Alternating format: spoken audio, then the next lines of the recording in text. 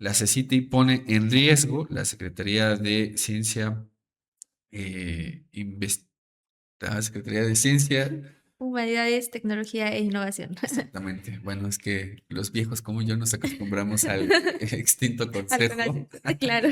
y ahora ya es secretaría. Bueno, la CECITI pone en riesgo la protección del maíz. Eso es lo que dijo el colectivo Sin Maíz No Hay País, Anaí.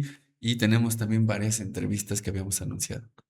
Claro, Aníbal, pues como lo mencionamos al inicio del programa, esta postura o posicionamiento público de la campaña Sin Maíz No Hay País se da a raíz de esta convocatoria nacional de investigación 2026 realizada por la Secretaría de Ciencia, Humanidades, Tecnología e Innovación y que pues en su contenido acusa a la campaña Sin Maíz No Hay País podría vulnerar la reforma constitucional que protege los maíces nativos de México al utilizar términos como edición genética sin candados o técnicas que no superan las barreras naturales. Esto permitiría la generación de nuevas variedades sin excluir expresamente al maíz.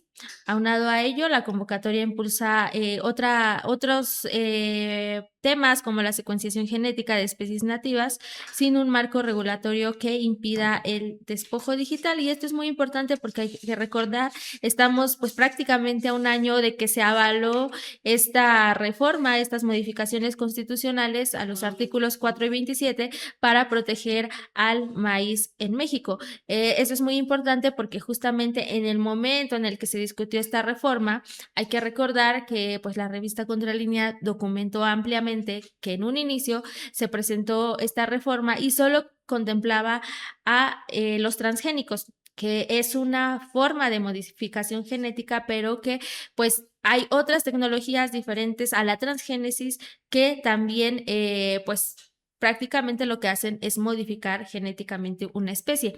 Entre ellas están nuevas tecnologías como CRISPR-Cas, que es una tecnología que al final termina utilizando también parte en su proceso, pues la transgénesis. Entonces, ahí pues vuelve o se vuelve a entender que hay contradicciones dentro de estas instituciones porque, pues por un lado, hay quienes alzan la mano y dicen no podemos permitir esto porque cuando se discutió esta parte al momento de elaborar esta reforma, se precisó que se tenía que incluir también estas otras formas de modificación genética. No podíamos quedarnos solo en la transgénesis porque era una tecnología que tal vez en algún momento quedaría obsoleta o que tal vez las nuevas tecnologías pues podrían seguirse desarrollando y entonces se iba a dejar esta desprotección. Por eso en esta discusión que se tuvo incluso en las mesas de trabajo en las que participó activamente el secretario de Agricultura y Desarrollo Rural, Julio Verdeguer, justamente lo que enfatizó la campaña Sin Maíz No Hay País, sus integrantes, fue, y parte de los académicos que se consultaron, investigadores y demás, fue justamente que se estableciera un marco exacto para que se excluyeran también otras formas de modificación genética. Por eso es que nuevamente al lanzar esta convocatoria lo que se hace es como encontrar una vía para pues hacer lo que ya se excluyó en esta reforma, pues volverlo a meter en una convocatoria que busca el desarrollo de la investigación en el país tecnológica y científica. Pero aquí también hay un elemento muy importante que es que pues este tipo de investigaciones son financiadas con recursos públicos.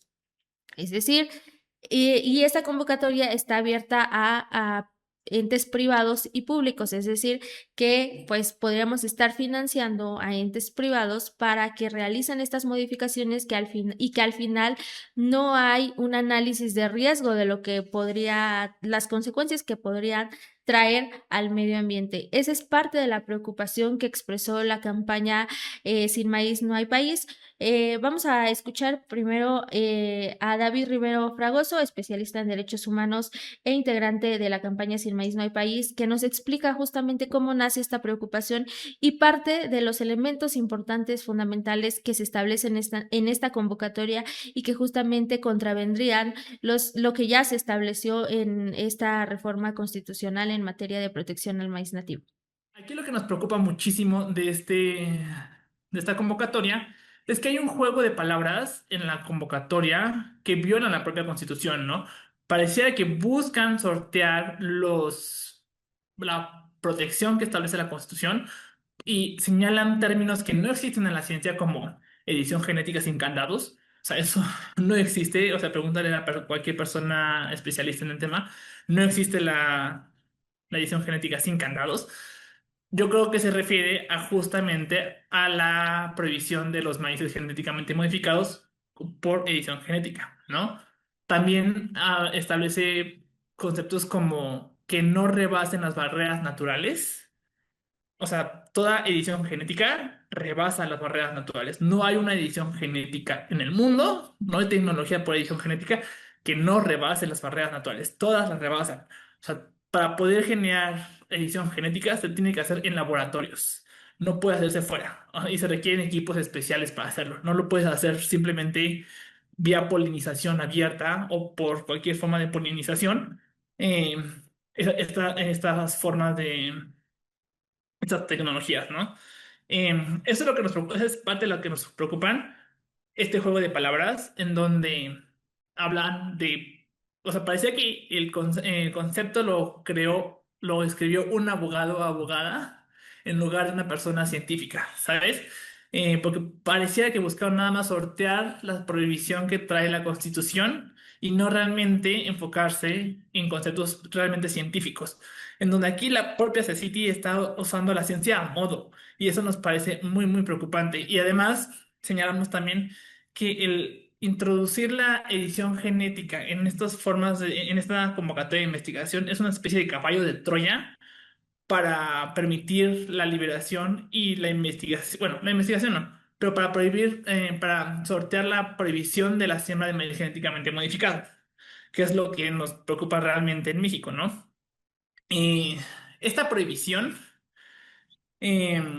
o sea, no solamente habla sobre la investigación, y creemos que en la convocatoria se debió de establecer un régimen especial para el maíz, porque hablan en la generalidad de cualquier investigación sobre soberanía alimentaria, que podría ser, por ejemplo, en trigo, en frijol, arroz, maíz, que son las principales semillas que se utilizan para la alimentación en México, ¿no?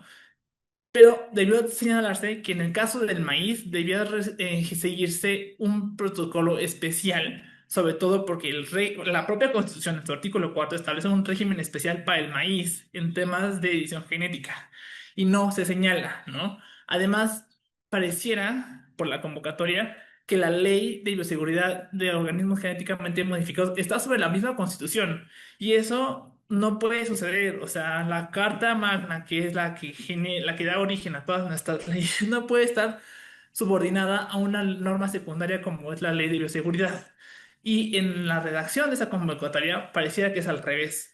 Además, permite la propia convocatoria, bueno, la convocatoria debería señalar que si bien se podría hacer investigación en temas de maíz genéticamente modificado, antes tendrían que realizarse evaluaciones de riesgo para determinar que no existe ningún riesgo de que esa investigación en maíz genéticamente modificado va a dañar la salud de las personas, el medio ambiente y el patrimonio biocultural en México. Pero ningún riesgo. O sea, eso tiene que quedar clarísimo. Y la convocatoria no lo señala. O sea, tendría que establecerse esa obligación, ¿no? Además, tendría que señalarse que si se va a hacer la investigación en maíz, pues solamente va a terminar en la investigación y nunca va a poder sembrarse. O sea, no podrá liberarse en el medio ambiente ni en el campo mexicano. O sea, puede quedarse en simples cajas de Petri o tubos de ensayo, como quieran llamarle, pero ni siquiera puede hacerse en un jardín botánico ni en un ¿cómo? Se me fue el nombre de estos. Invernadero. O sea, no podría sembrarse ese maíz en invernadero por el alto riesgo que podría generar una fuga de este material genético hacia el campo mexicano, ¿no? Y eso no se señala para nada en la convocatoria. Maneja el maíz como cualquier otra planta genérica, como si fueran las mismas reglas. Y eso es algo que nos preocupa muchísimo. Pues ahí escuchamos las palabras de David Rivero Fragoso y es que es muy importante porque pues fue parte de la discusión que se llevó a cabo cuando se impulsó esta reforma de protección a este grano básico de la alimentación mexicana y que era justamente que pues al liberar un organismo transgénico al medio ambiente, pues se podían contaminar otro tipo de organismos y no nos vayamos tan lejos. Aquí también hay una falta de regulación y una falta de, digamos, en materia legal, de leyes y sanciones que justamente pues protejan la biodiversidad de México. No nos vayamos tan lejos al caso que ya también hemos documentado aquí de cómo pues la siembra de estos transgénicos, sobre todo en el caso de la península de Yucatán, pues ha amenazado la biodiversidad. Porque ellos llevan en la península de Yucatán, las comunidades originarias llevan una larga lucha histórica contra la siembra de la soya transgénica, que tampoco se debió de haber permitido, pero que se permitió y que en muchos casos sigue siendo de manera irregular. ¿Por qué? Porque no existen mecanismos fuertes pues que regulen este tipo de prácticas y sobre todo que las sancionen. Esa es la parte muy importante y que por eso ahora lo que se pide es que en caso de que se vaya a realizar este tipo de investigación, que se establezcan un marco regulatorio claro que vaya acorde con las modificaciones vigentes constitucionales y que no, pues que no pase por encima de la propia Constitución. También hay que recordar que todavía faltan homologar las leyes secundarias a estos cambios que se hicieron en esta reforma constitucional. Entonces es de suma importancia porque pues desde un inicio lo que se pidió fue justamente que no existiera ningún tipo de riesgo para este grano que es base de la alimentación mexicana. Entonces es sin duda alguna muy importante.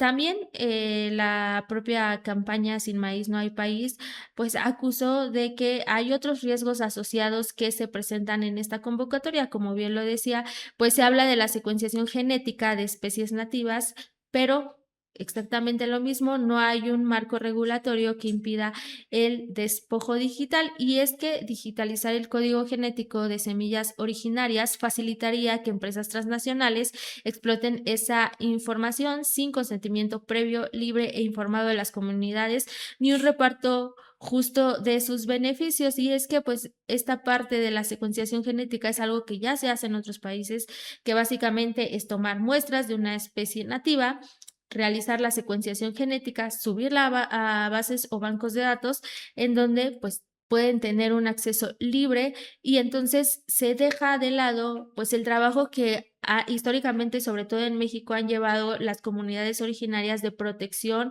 a este tipo de especies que solo se encuentran en muchos casos en México, porque hay que recordar, México es un país mega diverso y eso también es muy importante. Vamos a escuchar a David Rivero Fragoso justamente explicándonos en qué consiste y cuáles son estos riesgos asociados a esta secuenciación genética. Particularmente nos pone como ejemplo el caso del maíz olotón, que también fue muy sonado por cómo se realizó esta toma de muestras y también cómo pues una empresa estadounidense y una universidad pues al final del día se llevaron esta secuenciación genética y pues lo que hicieron fue básicamente patentarla. Vamos a escuchar parte de estos riesgos. Y te voy a poner un ejemplo, que es el del maíz olotón. No sé si has escuchado sobre el tema del maíz olotón. En una parte de Oaxaca, hace unos años, investigadores de una universidad de California fueron a México, vinieron a México, a la zona de Oaxaca, y extrajeron maíz olotón. El maíz olotón, que es una especie nativa de maíz que se produce solamente en la Sierra Mixteca de México, tiene una peculiaridad. Este maíz tiene la capacidad de autofertilizarse. Produce unas enzimas que atraen a unas bacterias y estas bacterias producen el fertilizante que requiere la planta. Entonces tiene una relación simbiótica en donde el propio maíz puede generar su propio nitrógeno, ¿no? Ningún otro maíz puede hacer eso. Y el maíz requiere muchísimo nitrógeno para poder desarrollarse. Esta función los investigadores la encontraron en el genoma del maíz y se la llevaron para sus investigaciones. Y no consultaron adecuadamente a la comunidad, porque solamente consultaron, y esto es al presidente municipal de uno de los municipios mixtecos de Oaxaca. Construyeron, creo que una escuela y ya, y no consultaron a toda la comunidad mixteca de Oaxaca para determinar si se permitía extraer esos recursos genéticos, ¿no? Para otra universidad y para la investigación. Y esto es sumamente importante porque estos recursos genéticos, gracias a la edición genética, podrían insertarlos en otros maíces o en otras especies vegetales, ¿no? Para que puedan autofertilizarse. Y esta va a ser una tecnología que va a valer millones de dólares en un futuro no muy lejano. Y la comunidad indígena que la protegió y que la conservó no va a obtener ningún beneficio de esto, ¿no? Y esto fue hace 2016, 2018 más o menos sucedió esto y se sigue desarrollando esta tecnología. Ahora, lo que nos preocupa es que la CECITI está promoviendo otra vez estas actividades sin desarrollar ni establecer protocolos o un marco regulatorio transparente que nos permita desarrollar o determinar cómo tiene que ser esta tecnología o cómo se tiene que obtener el consentimiento de las comunidades y cómo tendrá que compartirse los beneficios de ello, ¿no? Existe un protocolo como es el protocolo de Nagoya, que viene del Convenio de Diversidad Biológica, que establece cómo tienen que ser estas reglas mínimas, ¿no? Pero en México, México es parte de estos protocolos y de este convenio, pero en México al día de hoy, y esa es una demanda que ha hecho la campaña nacional Sin Maíz No Hay País desde hace muchos años, se tiene que desarrollar un marco regulatorio para establecer cómo se va a hacer eso. Porque si no existe este marco, solamente las grandes empresas y los grandes centros de investigación, que te puedo asegurar que van a ser los privados los que más ganen de esto, van a ser los más beneficiados y no se va a compartir los beneficios con las comunidades indígenas.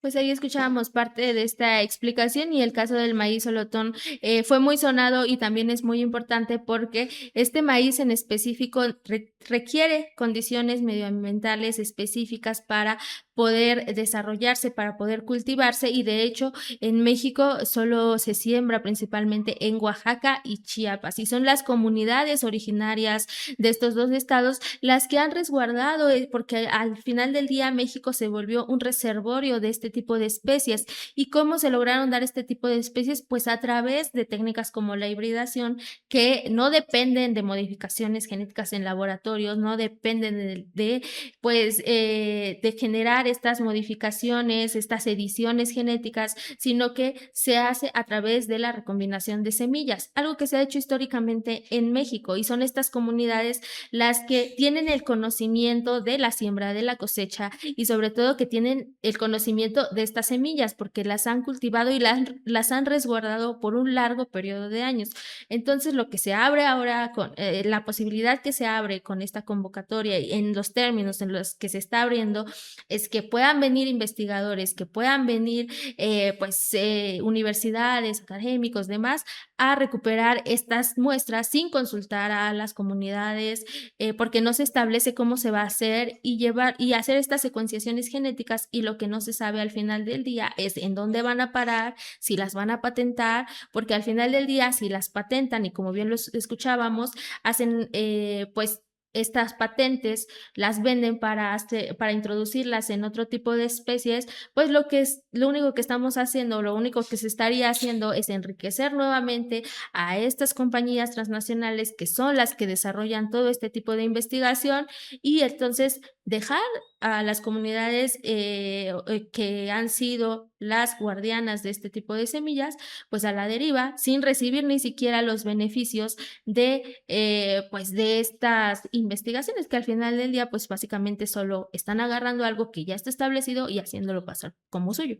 Sí, y también hay que recordar que en otras ocasiones la presidenta Claudia Sheinbaum ha mencionado que se están haciendo todas las modificaciones a la ley para que todo el proceso de patentes en nuestro país se acelere, sea más rápido, tenga menos trabas burocráticas y eso podría permitir que se haga esa patente que beneficie a los agricultores mexicanos, porque además hay que recordar, Anaí, que desde que se firma el Tratado de Libre Comercio, uno de los principales sectores que además es sujeto histórico de la transformación, de la misma revolución en nuestro país, fue el campesinado, que vivió las profundas transformaciones con el sexenio de Carlos Salinas de Gortari, en la modificación del artículo 27 constitucional para permitir que los ejidos se vendieran a los privados y despojar de su tierra a una gran cantidad de agricultores. En el periodo, lo voy a poner con otros conceptos, en el patrón de acumulación por sustitución de importaciones, que fue este periodo de la década de los 40 hasta finales de la década de los 60, hasta que viene la crisis de la década de los 70. En ese periodo, el sector agrícola fue muy dinámico, creció y además tuvo incentivos por parte del gobierno federal. Esa parte permitió que el sector agrícola en nuestro país creciera, con todas las dificultades que había, con la inversión privada que hubo también por parte del empresariado nacional y extranjero, pero creció. Y después vino la transformación de la década de los 70, la crisis en los 80, la firma del Tratado de Libre Comercio de América del Norte con el sexenio de Carlos Salinas, y de ahí en adelante el sector agrícola se vino abajo. Además de que despojaron a los campesinos, que repito, son sujeto histórico en nuestro país, después esos mismos campesinos terminaron trabajando en Estados Unidos en los campos agrícolas estadounidenses, abaratando su mano de obra, pero además poseyendo una gran cantidad de conocimientos sobre el campo y sobre las distintas producciones que antes se hacían aquí en México. Ese es el primer punto. El segundo punto, y para poner un concepto que yo creo que vale mucho la pena mencionarlo de esa manera, lo que estamos viendo es algo que incluso distintos geógrafos, Marx lo decía también en el Capital por lo menos, pero después con toda la actualización científica que ha habido también por parte de los geógrafos, David Harvey mencionaba que esto era acumulación por despojo. La biopiratería es una de las maneras por las cuales este tipo de empresas, o así también las farmacéuticas, van, estudian plantas, van y estudian, en este caso, una planta muy particular que es el maíz, pero así lo hacen con diversas plantas en el mundo y después sustraen el conocimiento de poblaciones, en este caso indígenas, que tienen el conocimiento de ciertas plantas, sea para elementos curativos o sea también para alimentación, y patentan este tipo de plantas o patentan sustancias que provienen de este tipo de plantas, o en este caso, por ejemplo, una innovación de carácter científico, de carácter tecnológico, apropiada por una empresa y que además por este proceso de patentes, pues terminan siendo ellas, como decías, las beneficiarias con este tipo de ganancias. No hay que olvidar, y con eso cierro el comentario, el tercer punto, el artículo cuarto que cita, que dicen también los del colectivo Sin Maíz No Hay País, y van a ver ustedes en la pantalla lo que dice tácitamente el artículo cuarto en su tercer párrafo, que fue lo que se modificó en 2025. Toda persona tiene derecho a la alimentación nutritiva, suficiente y de calidad. El Estado lo garantizará. México es centro de origen y diversidad del maíz, que es un elemento de identidad nacional, alimento básico del pueblo de México y base de la existencia de los pueblos indígenas y afromexicanos. Su cultivo en el territorio nacional debe ser libre de modificaciones genéticas producidas con técnicas que superen las barreras naturales de la reproducción o la recombinación, como las transgénicas. Todo otro uso del maíz genéticamente modificado debe ser evaluado en los términos de las disposiciones legales para quedar libre de amenazas para la bioseguridad, la salud y el patrimonio biocultural de México y su población. Debe priorizarse la protección de la biodiversidad, la soberanía alimentaria, su manejo agroecológico, promoviendo la investigación científica humanística, la innovación y los conocimientos tradicionales.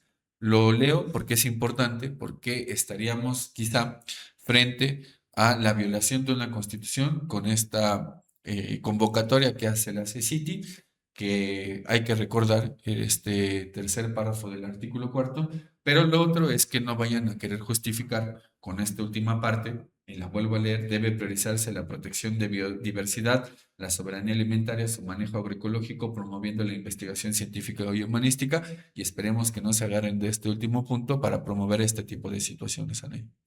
Claro, y que hay que también aquí puntualizar que hay un antes y un después.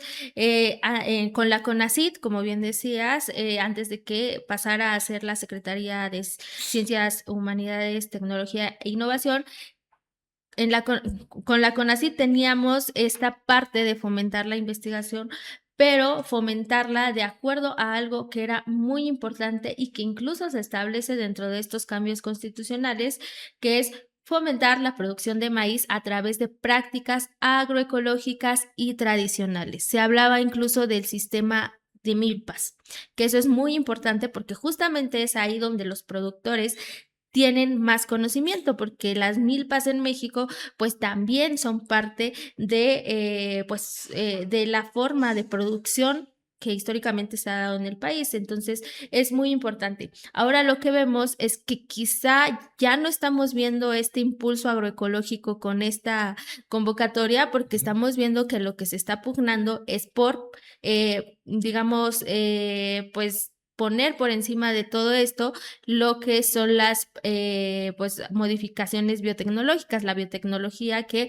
pues se ha hablado mucho de que es importante y que pues se justifica a través de decir que se tienen que desarrollar pues especies que sean resilientes a diferentes amenazas como el cambio climático, pero también hay estudios que demuestran que pues esto solo se ha quedado en el discurso porque pues de ser así no se tendrían los problemas que se tienen por estos desarrollos biotecnológicos y sus paquetes asociados.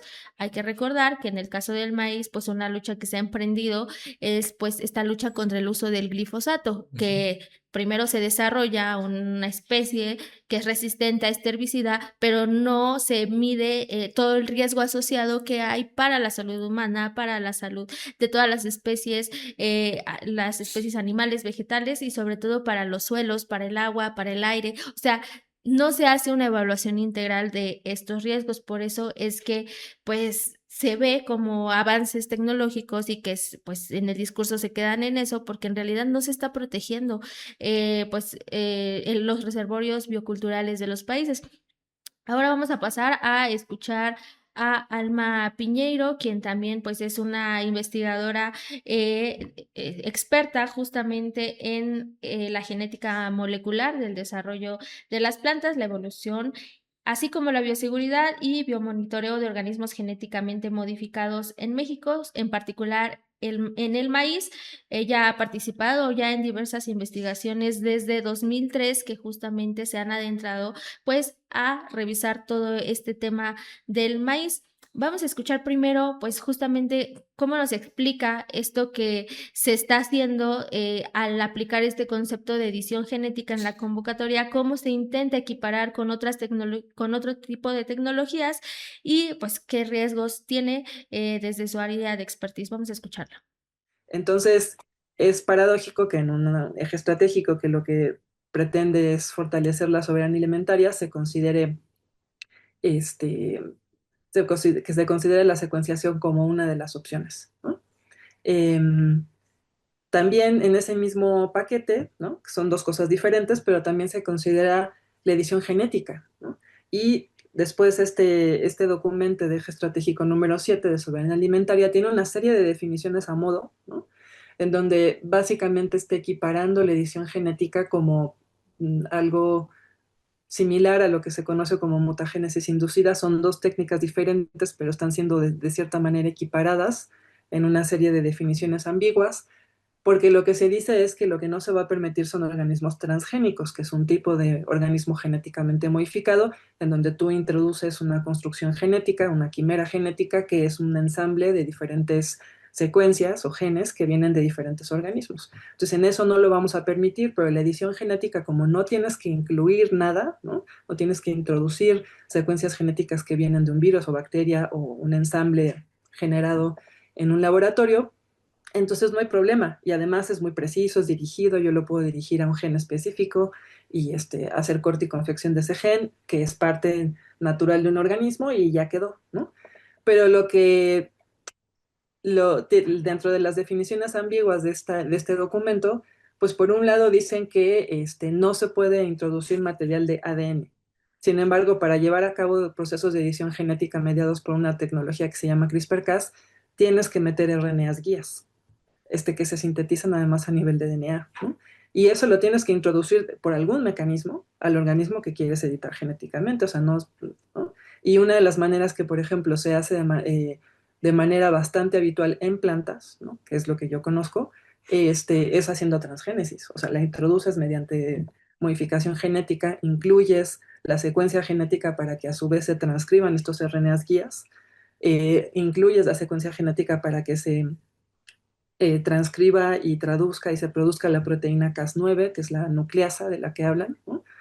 Para que se pueda hacer esta modificación RNAs guías llevando a la caspasa a tu gen blanco, a lo que tú quieras modificar, ¿no? Hacer el corte y confección que quieras hacer. Entonces, muchos organismos editados genéticamente son transgénicos, además, porque fue el mecanismo en el que se introdujeron pues toda la maquinaria molecular que necesitas para hacer edición genómica. Hay otras técnicas que no pasan directamente por transgénesis, ¿no? Pero lo que sí se pueden usar ribonucleoproteínas, otras técnicas. El asunto es que al final del día vas a tener un organismo que va a tener genes internos propios del organismo, pero modificados mediante técnicas de biotecnología moderna, que no hubieran sido, que la probabilidad de que eso ocurriera de manera natural es bajísima, ¿no? Y si a eso entonces tú estás haciendo una especie de proceso de evolución dirigida sin saber bien a dónde vas a acabar, ¿no?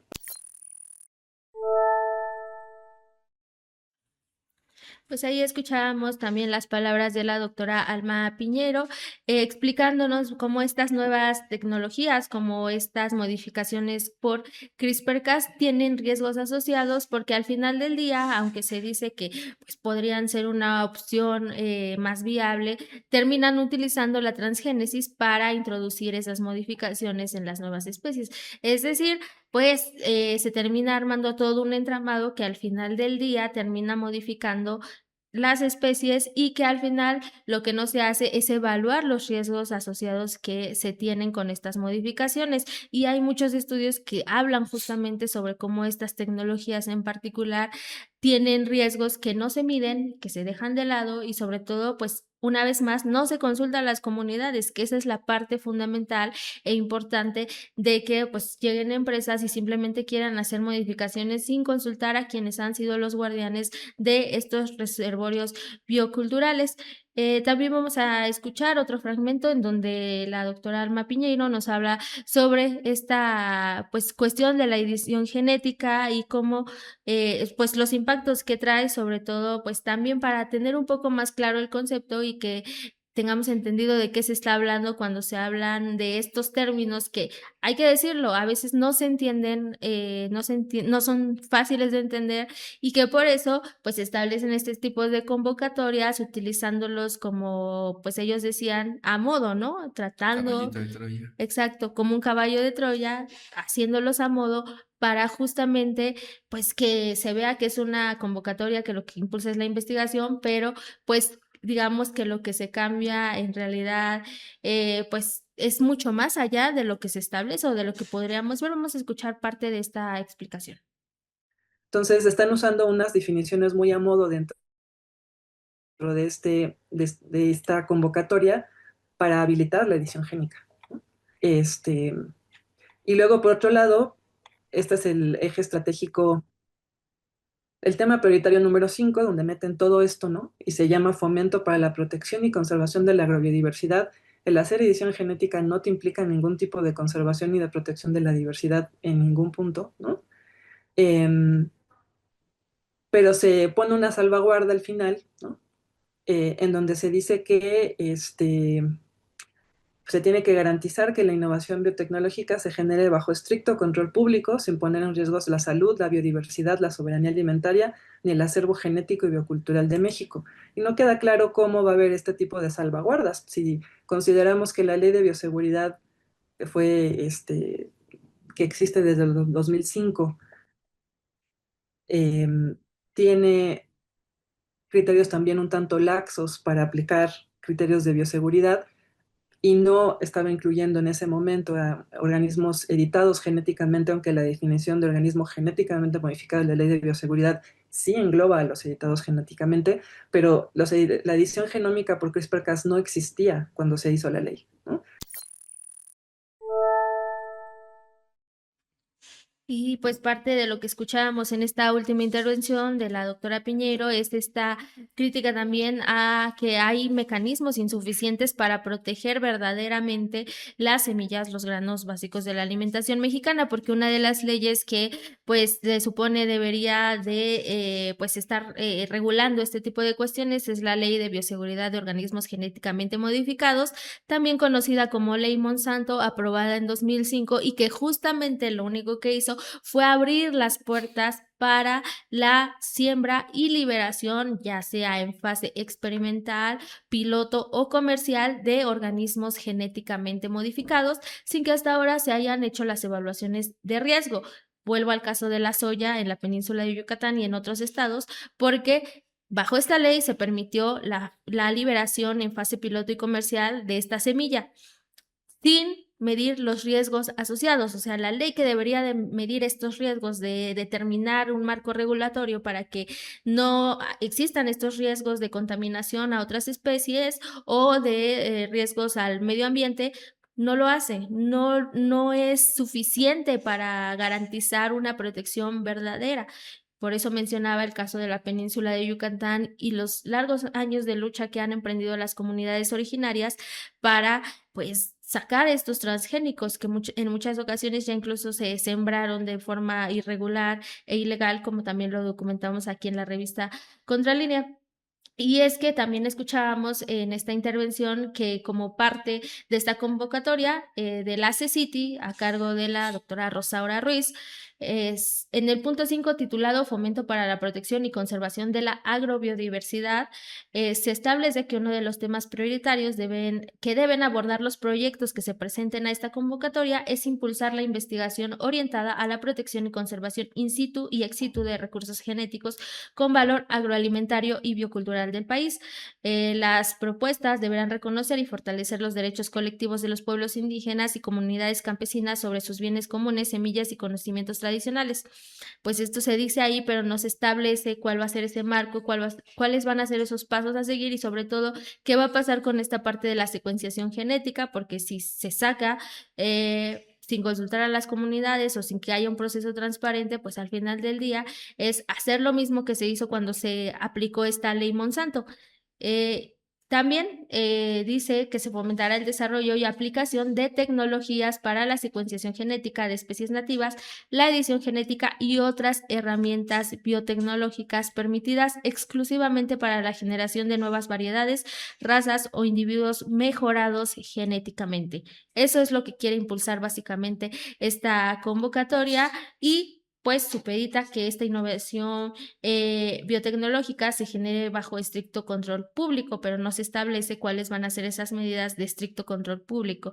Entonces, básicamente lo que está abriendo esta convocatoria, pues es justamente la investigación biotecnológica prevaleciendo sobre algo que se estaba haciendo en el sexenio anterior a través de los PRONACES, que era impulsar sobre todo la investigación agroecológica y impulsar a la agronomía como pues, un mecanismo menos dañino para el medio ambiente y pues, que pudiera también pues, tener un desarrollo a largo plazo. Ahora vamos a escuchar a Emanuel González, él es investigador de la Secretaría de Ciencias, Humanidades, Tecnología e Innovación y justamente él nos explica un poco más sobre en qué consiste esta modificación por CRISPR-Cas y por qué tiene riesgos asociados, ya que pues él le ha dado seguimiento puntual a este tipo de tecnologías. Vamos a escucharlo. Mi interpretación un poco es que se intenta, pues un poco, a partir de que no hay demasiado conocimiento sobre las nuevas técnicas de modificación genética, como la edición genómica con CRISPR-Cas, se emplea pues esta técnica o se incorpora esta técnica en la convocatoria como posibilidad pues de herramienta de modificación genética con argumentos pues que se plantean desde la misma promoción de la biotecnología, ¿no? Como que es una tecnología más precisa en comparación o en contraste con la transgénesis que por fin, después de un tiempo, y digamos dejándola estacionada a la transgénesis, se asume que la misma transgénesis no es no es precisa, no se tiene conocimiento o, digamos, control de la cantidad de inserciones genéticas externas que se incorporan a los genomas en este caso de los organismos a modificar. Entonces, todas estas conjunto de ideas o de conceptos se incorporan, pues dando una validez a priori de estas tecnologías, o sea, de esta biotecnología, sin considerar los riesgos que implica, que ya se han demostrado científicamente que, pues, que estas tecnologías pueden tener riesgos y de hecho las tienen. Es decir, no son tan precisas como se plantea que son. Hay evidencia científica internacional ya publicada que indica que, pues hay algunas situaciones que no se controlan aún dentro de la edición genómica, aunque se plantea que sí es precisa y que sí es controlable, pero la verdad es que se debía asumir una actitud precautoria frente a las tecnologías, ¿no? En particular a la biotecnología, pues que implica la manipulación o puede implicar la manipulación de organismos vivos.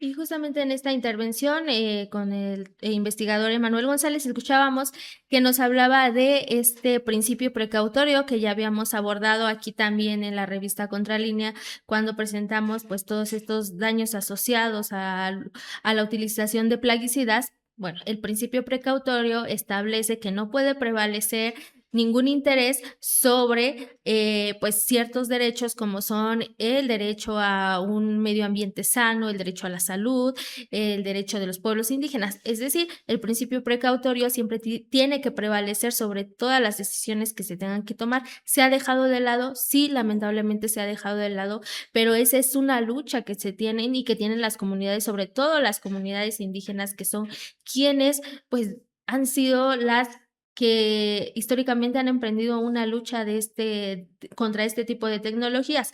Lo otro importante es que en esta convocatoria no se está estableciendo por qué no se consulta, por qué no antes de lanzar, y esa quizás sería la pregunta, por qué no antes de lanzar una convocatoria de este tipo que va a contar con financiamiento público, por qué no se le pregunta a los campesinos, a los jornaleros, a quienes están en el campo, cuáles son sus necesidades inmediatas y que entonces se puedan financiar proyectos que apoyen directamente al campo y que no apoyen a una empresa transnacional cuando hay otras necesidades en el campo mexicano. Eso es lo que se debió de haber hecho si sobre todo se está pensando en una ciencia con un enfoque humanístico, que creo que por lo menos en estas contradicciones que hemos visto, pues está dejando de lado este desarrollo humanístico que estaba muy claro en el sexenio pasado y que lo vimos con hechos en todos los proyectos que se desarrollaron.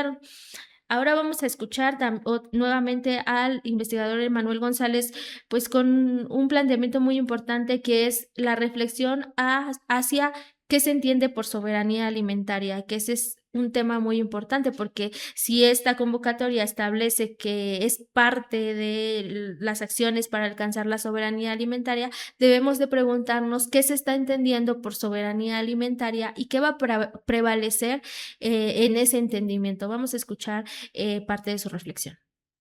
Bueno, sí, yo empezaría quizá en esta parte, pues cuestionando o tendríamos que preguntarnos qué se entiende o se entiende dentro del ámbito de la convocatoria por soberanía alimentaria, ¿no? Un dato real es que México importa cada vez mayor cantidad de granos, o de granos desde el extranjero, por ejemplo, desde Estados Unidos, por ejemplo, el caso del maíz.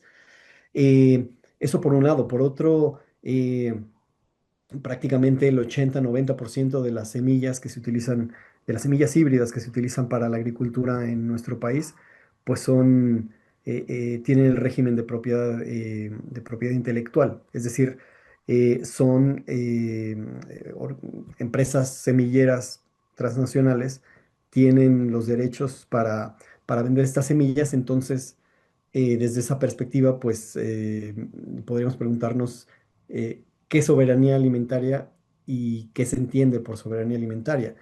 Eh, hay que tener claro, bueno, y es mi opinión, que la utilización de una tecnología, en este caso de una biotecnología, digamos, en la práctica se haga en nuestro país, no por eso, digamos, por defecto automáticamente nos da soberanía.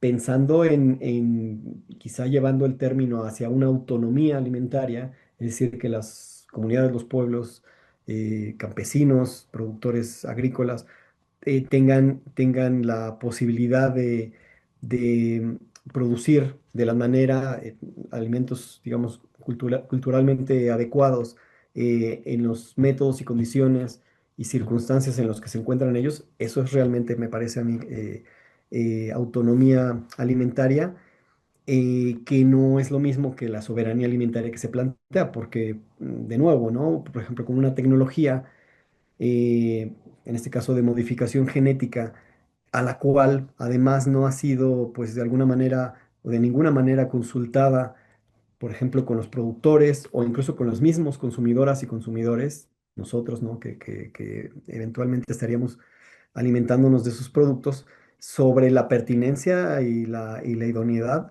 de esas tecnologías aplicadas en el campo mexicano para producir los alimentos. Eso es, creo que por allí tendría o debió haberse empezado, eh, pues, o haberse tomado esta iniciativa, ¿no? Si realmente se quiere pensar en producción sostenible o o en esta llamada soberanía alimentaria.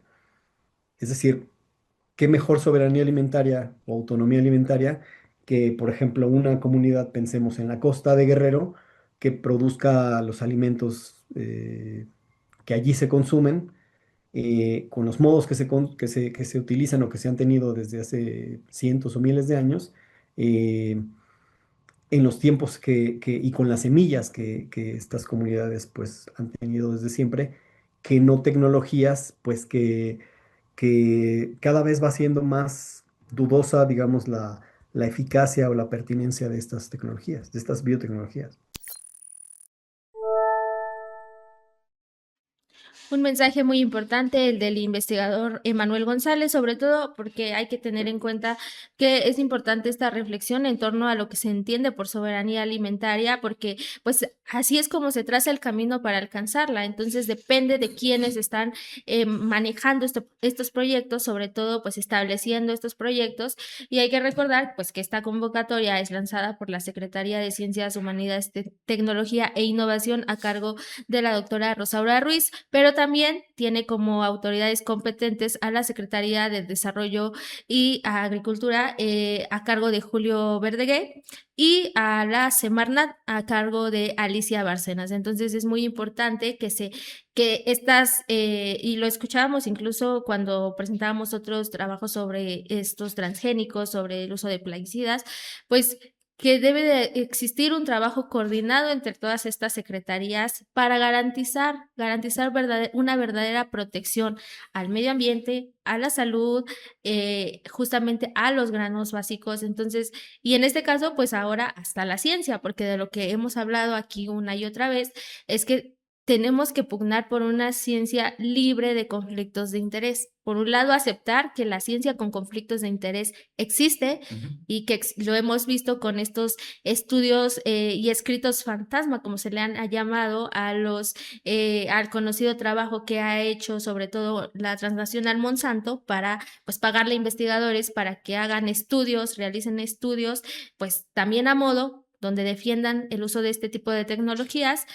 Entonces, por un lado es aceptar que existe esta ciencia con conflictos de interés y entonces pugnar porque la ciencia que se vaya a desarrollar sea libre de conflictos de interés con personajes que de verdad estén preocupados por un avance científico sin otro tipo de intereses que tengan que ver con estos poderes fácticos. También muy importante, escuchábamos en este mensaje que el investigador decía que alrededor del 80 y 90% de las semillas híbridas se encuentran bajo la ley de propiedad intelectual y esta parte fue muy discutida durante justamente con el tratado de libre comercio entre pues México, Estados Unidos y Canadá, justamente porque lo que hace es poner al agricultor, poner a los productores en un régimen en el que, como ellos ya tienen patentadas este tipo de semillas, el agricultor tiene que pagarle a estas empresas transnacionales que han controlado el mercado de granos en el mundo, tienen que pagarle, a pesar de que esas semillas se hayan desarrollado aquí en el país, tienen que pagarles un porcentaje para poder sembrar esas semillas. Entonces, esto también es muy importante tenerlo en cuenta, de cara a la discusión revisión del TEMEC, sobre todo porque hay avances que se están impulsando desde Estados Unidos, que justamente es la revisión a la ley de propiedad intelectual y a la agilización de patentes, que eso también viene enmarcado en el Plan México, Aníbal. Bueno, ahí ya te metiste con el gran tema, porque de hecho el fantasma que recorre toda esta situación es precisamente el tema del Tratado de Libre Comercio. Desde la anterior, es el Telecán, después la renovación con el TEMEC y ahora lo volvemos a ver. En otras ocasiones, como habías mencionado, hemos dicho particularmente las investigaciones que has realizado en torno al fipronil, en torno también a este otro tipo de plaguicidas que afectan a los polinizadores, las distintas competencias que tienen las instituciones del gobierno federal, particularmente la Semarnat, la SADER y en fin, otro tipo de instituciones. Pero además también, como mencionaste, está el tema de los productos de biotecnología agrícola, que eso de hecho es lo que está solicitando el gobierno de Estados Unidos desde el 2025, por lo menos que lo hicieron público, y va más allá del tema del glifosato, va más allá del tema de los pesticidas y va más allá del tema del maíz. Particularmente Estados Unidos ha reconocido a nivel comercial que el capítulo de medidas sanitarias y fitosanitarias que se encuentra en el Tratado de Libre Comercio que ampara además a este tipo de productos, no funciona ante las medidas de leyes mexicanas como es precisamente el de la protección del maíz nativo.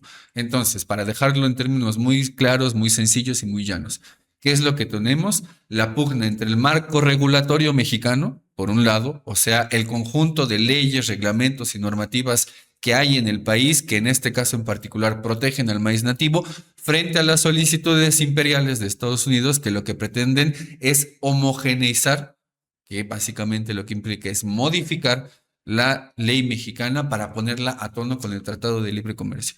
Eso lo hicieron desde 1994 y por eso vinieron una gran cantidad de modificaciones a la Constitución, a leyes secundarias y a reglamentos. Decía yo hace un momento el artículo 27, que ha sido el más manoseado de la Constitución, pero así como está ese, es el artículo 25, es el artículo 28 en términos de energía, es el artículo 3, es el artículo 130, que es el que reglamenta toda la parte laboral en nuestro país. En fin, cuando uno le va rascando, ve la cantidad de modificaciones que han habido a las leyes secundarias, a reglamentos o a normativas en nuestro país. ¿Para qué? Para ponerlas a tono de nuevo con el Tratado de Libre Comercio. Entonces, es la pugna entre las leyes mexicanas y este tipo de tratados comerciales ANEI que intentan sobreponerse por encima de la Constitución. Y desde luego acá la pregunta es, ¿qué está por encima? ¿Un tratado de libre comercio o la Constitución? Claro, y esa será la discusión, porque justamente se hacen estas reformas pensadas en proteger, en este caso al maíz, pero también se han hecho pensadas en proteger la salud de las personas, la salud ambiental, y al final se buscan estos huecos, estos caminos que pues prácticamente lo único que tienen como objetivo final es darle la vuelta a estas modificaciones que ya se establecieron. Entonces es muy importante que este tipo de cuestiones no se dejen pasar, porque es de suma relevancia, sobre todo, como bien lo decías, y sobre todo porque a Estados Unidos le interesa. La OFAC, que también ha estado metida en en este tema, pues ya advertía desde hace muchos años que necesitaba desarrollar biotecnología, porque en el 2050 pues se prevé pues una crisis, ¿no? Que pues me parece también que es muy importante una crisis alimentaria, ¿no? Y que se tiene que producir mucho más alimentos. Y pues, ¿cuál era la solución? Pues producir bajo estas nuevas biotecnologías, que como lo digo, pues no han funcionado porque al final del día, cuando empezaron a, por lo menos, introducir transgénicos en México, pues esa era la promesa, ¿no? Que se iba a fortalecer la producción, que no iba a haber riesgos asociados, y lo que hemos visto es todo lo contrario. Hemos visto, aquí lo hemos documentado también, hemos visto todos los daños que ocasiona a la salud, al ambiente, a los suelos, al agua. Entonces, estos análisis de riesgos deberían de hacerse incluyendo todo esto, pero la realidad es que no se hace. También hay una debilidad en la legislación mexicana, y si estas reformas que ya se integran a la Constitución pensando en que hay una debilidad en las normativas mexicanas, en las normas mexicanas, se establecen estos mecanismos ya en un rango constitucional, Ujú. y al final del día pues tampoco terminan funcionando. Entonces habría que preguntarnos entonces qué va a prevalecer, y eso sin duda alguna seguirá siendo la discusión. Por lo pronto, pues nosotros desde esta trinchera, pues lo que podemos hacer es dar a conocer con toda la información, con todos estos expertos que son quienes han manejado el tema, pues estos riesgos, ¿no? Y este tipo de cuestiones que se están haciendo y que son contradictorias a lo que se está estableciendo. Incluso estos propios términos que se establecen en la convocatoria contradicen esto que se dice en el discurso, o en que se menciona en ciertos párrafos, que es fomentar, pues básicamente proteger a las especies en México. O sea, eso no está pasando porque la misma convocatoria se contradice al utilizar estos términos. Entonces será muy importante pues ver qué va a pasar con esta convocatoria si se llega a realizar, porque hay que tener por entendido que si ya se lanzó la convocatoria, también ya debería de estar preestablecido que ya hay un financiamiento, que ya hay un presupuesto que tendría que estar asignado.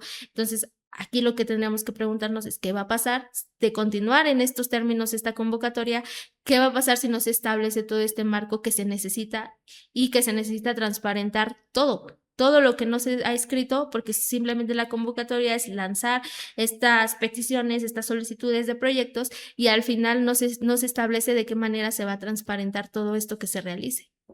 Sí, y sobre todo, para ir cerrando el tema, mencionabas hace unos instantes lo importante que es consultar también a las comunidades. Pero si esto viene de una Secretaría de Ciencia y de Tecnología, se consultó ahora a expertos en la materia. Bueno, la pregunta es si estos expertos se han preparado tanto con financiamiento público en universidades o a nivel de posgrado con financiamiento público también, aunque quizá también con otro tipo de financiamientos, pero al final muchos de estos investigadores terminan insertos en instituciones de carácter público. ¿No tendrían también que ser consultados los expertos mexicanos que fueron preparados precisamente para aportar desde su trinchera, que es la ciencia, una serie de comentarios o de elementos o de argumentos de carácter técnico o científico para poder decir, mira, esta convocatoria que estás haciendo tiene tales objetivos, ok, pero tiene también este otro tipo de implicaciones? ¿No sería deseable entonces que los centros públicos tuvieran una mayor incidencia en este tipo de convocatorias? Pregunto yo. Y que ese punto particularmente lo abordamos cuando hablábamos de esta prohibición de 35 plaguicidas, ¿no? Que decíamos se tiene que transparentar cómo se hizo, porque solo lo que nos respondieron a esta casa editorial es que se consultó a expertos, pero nunca nos dijeron a qué expertos, que se consultó a la academia, nunca nos dijeron a qué investigadores, porque por lo menos a todos los investigadores que nosotros consultamos no tenían ni idea pues de este proyecto, y mucho menos tenían idea de a qué investigadores se consultaron. Entonces, eso es lo importante, me parece, porque, pues, como bien lo dices, y hay que recordarlo, eso también ya lo habíamos abordado, en México existen grandes avances en agronomía. Ujú. No nos vayamos tan lejos, tenemos una gran escuela reconocida internacionalmente que está en la Universidad Autónoma de Chapingo. Entonces, tenemos todo puesto para desarrollar este tipo de proyectos, y se estaban haciendo con los PRONACES en el sexenio pasado a cargo de la CONACYT, y ahora pues no estamos viendo ese avance. Habría que ver si esos proyectos tienen continuidad, si se les va a dar continuidad, o qué está pasando con esos proyectos. Y también evaluar cuáles de esos proyectos funcionaron, cuáles no, para determinar a cuáles se les podría dar continuidad y cuáles no. Y también financiar, sobre todo, porque en la misma convocatoria, por eso digo que es toda una contradicción la convocatoria, porque habla de impulsar justamente pues la agroecología, impulsar estas formas más sustentables, pero al final del día también te dice que está pidiendo proyectos para desarrollar pues esta biotecnología. Entonces pues me parece que es una contradicción muy grande, porque pues particularmente, como su nombre lo dice, esta biotecnología se desarrolla principalmente en laboratorios y no en el campo, como sí se hace estas prácticas agroecológicas.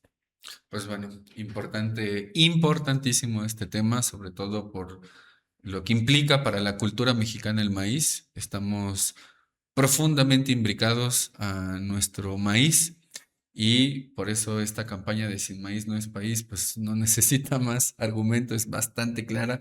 Es así, sin maíz no hay país y hay que defender, ahí sí, no solamente el maíz, sino la soberanía alimentaria, no la soberanía neoliberal que falsamente nos intentaron imponer, sino otro tipo de soberanía en el que quepamos todos, tanto los productores, los campesinos, como los científicos también, y los consumidores, que también somos parte de toda esa cadena.